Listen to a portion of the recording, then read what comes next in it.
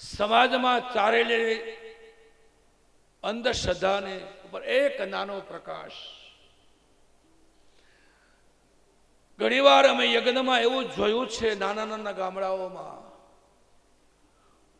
પૂરી મહેનતની સાથે પૂરી શ્રદ્ધાની સાથે યજમાનો યજ્ઞ કરાવડાવે. આજે ધૂણવાની મેટર છે ને, એની વિશે થોડો પ્રકાશ ભાગવતના માધ્યમથી.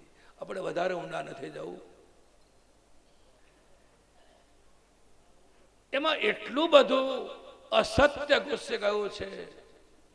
હા, 5 ભુવાઓ આ ક્ષેત્રમાં સાચા પણ હશે, પણ 95% જે ધૂણવાના નામે ધતિંગ ચાલે છે એ હવે 21મી સદીમાં બંધ થવા જોઈએ. જે ખોટા ચાલે, ગેરસમજ ન થાય. 5 માણસો આજે પણ સારા અને સાચા અર્થમાં માતાજીના ઉપાસક છે, પણ જે લોકો તરફથી હું સમાચાર સાંભળું, આપ સૌના શુભકામનાથી અને મારા મા બાપના આશીર્વાદથી લગભગ ઘણા દેશોમાં ફરી લીધું છે, અનેક દેશોમાં જવાનું થયું છે, છતાં એજ્યુકેટેડ બનેલા લોકો પણ ઘણી બધી વસ્તુઓના ભોગ બને છે અંધશ્રદ્ધામાં. અરે ભાઈ, આપણે કોઈને ખોટા ઠુકરાવા નથી, પણ ઘણીવાર એવું બનતું હોય. પૂરી શ્રદ્ધાથી યજમાન કર્મ કરાવડાવે, બ્રાહ્મણો પૂરી મહેનતથી યજ્ઞ કરાવડાવે. 2 કલાક, 2.5 કલાક, ઘણીવાર 4 કલાક યજ્ઞ કર્યા પછી એક માણસ ધૂણીને એમ કે આ યજ્ઞ નથી પહોંચ્યો.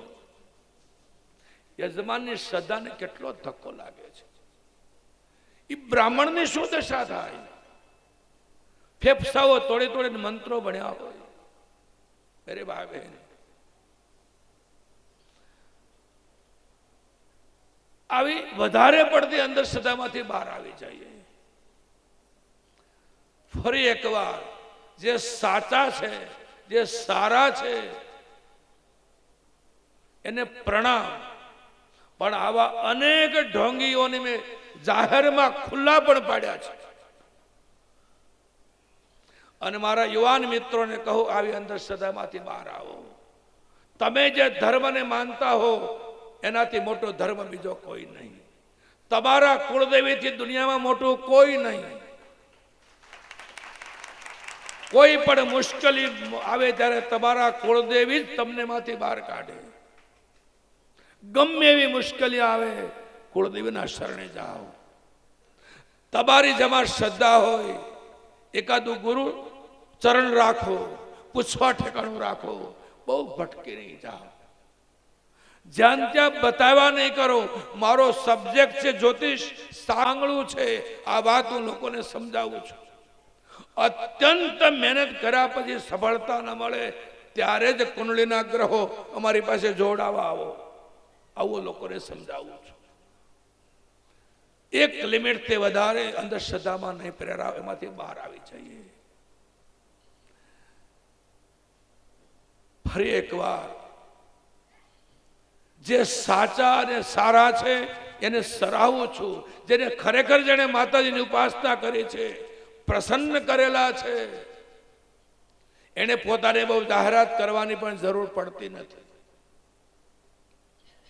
જે સાચા અર્થમાં સેવાના ભાવનાથી આ કાર્ય કરતા હોય એને વંદન. પણ સમાજની શ્રદ્ધાનો ગેરઉપયોગ કરી અને કેવલ પોતાના રોટલા શકે છે,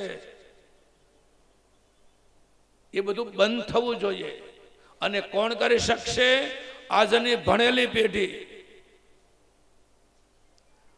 પ્રમાણ વગર કોઈ વાત નહીં સ્વીકારો. તમે પોતે અભ્યાસ કરો. આવો વધારે કઈ નહીં કહેતા. ભગવાન સૌને સદબુદ્ધિ આપે. પૂરી દુનિયામાંથી અંધશ્રદ્ધા દૂર થાય. આપણા બાળકો ખૂબ ભણે. અભ્યાસ એ ત્રીજી આંખ છે. તમારા બાળકોને ખૂબ ભણાવો અને પરિવારમાં ખૂબ સંપ રાખો. દરેક પરિવારમાં એકાદ વડીલ હોય, એને સહન કરીને પણ એની જવાબદારી છે પરિવારને માર્ગદર્શન કરે.